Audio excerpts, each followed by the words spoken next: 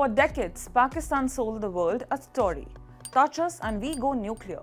That story kept India's military boxed in. Every terror attack absorbed, every provocation swallowed, because the fear of a nuclear flashpoint was always bigger than the anger. Then came Operation Sindoor. India struck deep. India struck hard. India hit air bases, and Pakistan's nuclear bluff, the one it had banged on for over 20 years, did not work. A report by the Bulletin of the Atomic Scientists says the conflict exposed the limitations of Pakistan's nuclear deterrence. So what actually happened when India called that bluff? Why is Pakistan now building a nuclear force? And has the fear factor in South Asia permanently changed?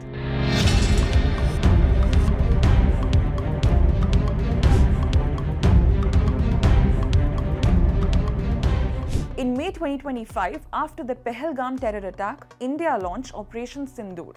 Indian forces struck deep inside Pakistani territory, hitting 11 major air bases and other terror and military targets.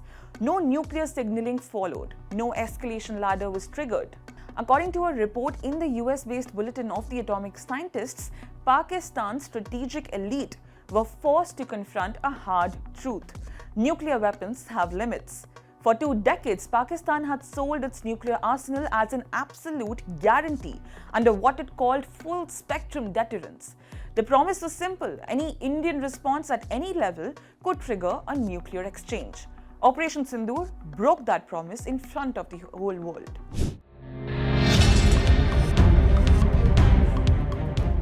Pakistan's strategy always relied on ambiguity. Keep the nuclear red line undefined. Let India guess. That uncertainty gave Pakistan cover to run proxy terrorism through Kashmir, betting India would never respond with force for fear of the unknown. Operation Sindoor tested that theory directly. India carried out sustained, precise, conventional strikes, and Pakistan did not and could not go nuclear. The ambiguity collapsed the moment it was tested. What replaced it is a new understanding: there is a real space for conventional military action well below the nuclear threshold, and Pakistan cannot stop it with threats alone.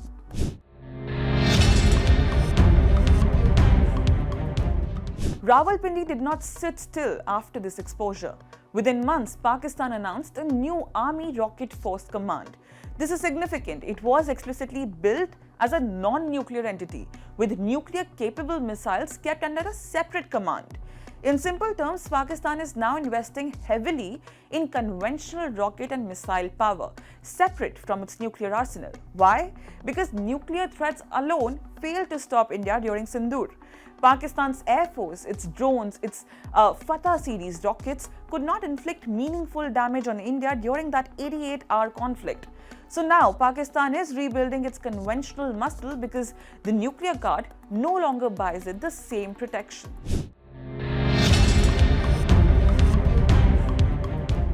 Pakistan's Field Marshal Asim Munir has responded to this shift with loud nuclear rhetoric, including remarks made on American soil.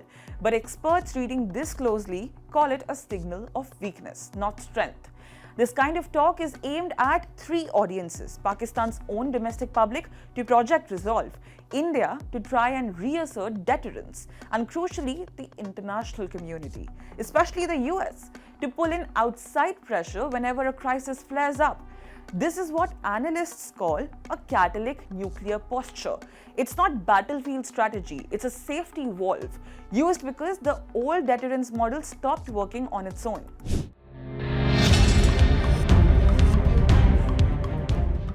Here's what makes this moment different from Balakot in 2019.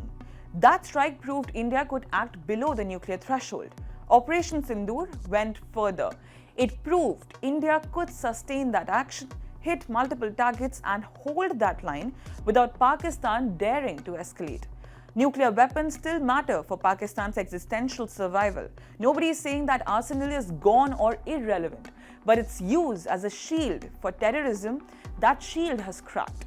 The report is clear on this. What the world is now seeing is nuclear weapons stepping back from the top of military strategy, replaced by a harder emphasis on conventional firepower.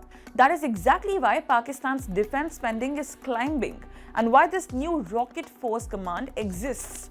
The irony is obvious. Pakistan built nuclear weapons partly to compensate for India's conventional superiority. Operation Sindoor may now be pushing Pakistan back towards the conventional arms race those nuclear weapons were supposed to offset.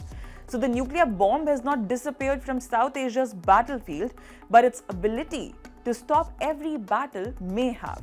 And that may be Operation Sindoor's most consequential lesson.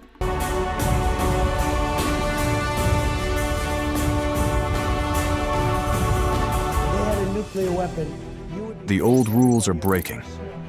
Alliances are shifting. Apologize again to the victims of the paedophile Jeffrey Epstein. Wars are redrawing maps.